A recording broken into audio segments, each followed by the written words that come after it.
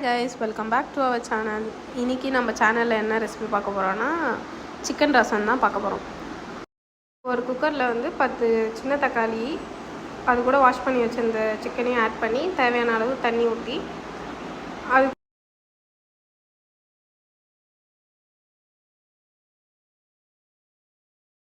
அது கூட வந்து 1/2 ஸ்பூன் வந்து மஞ்சத்தூள், உப்பு 2 ஸ்பூன் வந்து நான் ஆட் பண்ணியிருக்கேன்.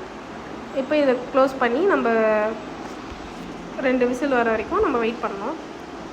இதுக்கு தேவையான பேஸ்ட் இப்போ வந்து சைட் பை சைடு நம்ம வந்து அதை அரைச்சிடலாம்.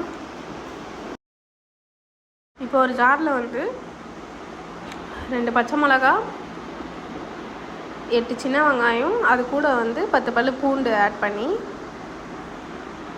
இப்போது நான் வந்து 1/2 ஸ்பூன் வந்து சீரகம், 1/2 ஸ்பூன் வந்து மிளகு ஆட் பண்ணி இப்போ நான் இதை அரைச்சி எடுத்துக்கிறேன்.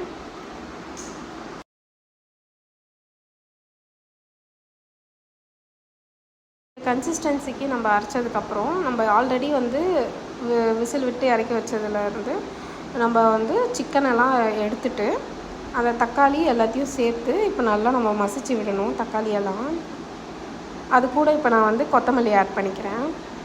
கொத்தமல்லியை சேர்த்து இப்போ நல்லா நான் மசிச்சு விட்டுக்கிறேன்.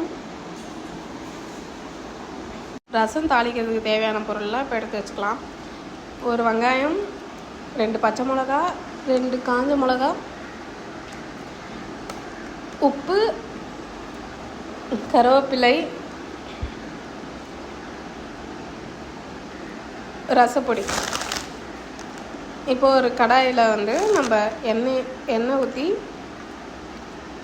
கடுகு, வெங்காயம், பச்சை மிளகா, கருவேப்பிலை எல்லாம் சேர்த்து நல்லா வதக்கிக்கலாம். நார்மலாக எப்பவும் தாளிக்கிற மாதிரி தான் ரசத்துக்கு தாளிக்கணும். அது கூட நான் வந்து இப்போ கொஞ்சோண்டு ரசப்பொடி போட்டுக்கிறேன்.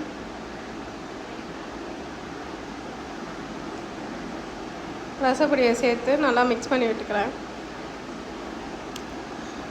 இப்போது அந்த அரைச்சி வச்ச பேஸ்ட்டை வந்து இது கூட ஆட் பண்ணி அதையும் நல்லா வந்து மிக்ஸ் பண்ணி விட்டுக்கோங்க.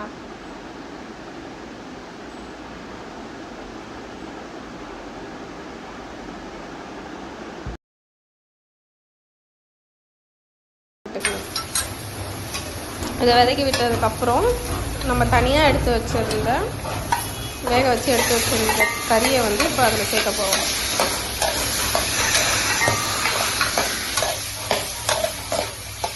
இது கூட நான் வந்து உப்பு கறியோட கிரேவி ஆட் பண்ணிக்கிறேன். இந்த உப்பு கறியோட ரெசிபி வந்து நம்ம சேனலில் அப்லோட் பண்ணியிருக்கோம் ப்ரீவியஸ் வீடியோவில். வேணும்னா அதில் வந்து நீங்கள் பார்த்துக்கோங்க.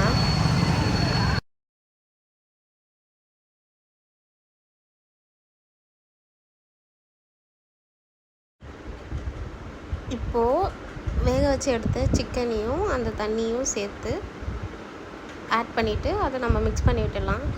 எப்போவும் நம்ம வந்து எப்படி வந்து நார்மல் ரசம் வைக்கும் போது அந்த கொதி வராமல் நம்ம எப்படி ஆஃப் பண்ணுறோமோ அதே மாதிரி இந்த ரசத்துக்கும் நம்ம கொதிக்க விடக்கூடாது. லைட்டாக அந்த நுரை இந்த மாதிரி வரும்போது நம்ம வந்து ஆஃப் பண்ணிட்டா நம்ம சிக்கன் ரசம் ரெடி.